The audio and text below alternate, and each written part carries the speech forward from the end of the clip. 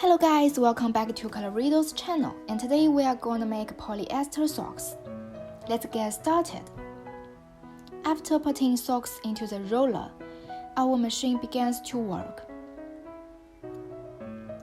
As you can see, our machine has an aluminum carriage.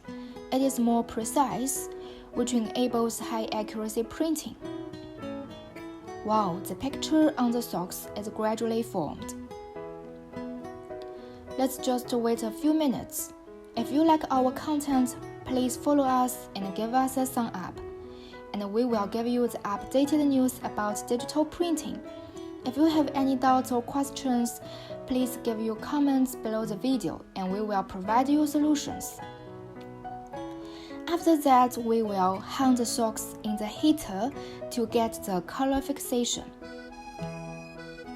And then, these printed socks, wow, are very beautiful. Okay, see you next time, guys.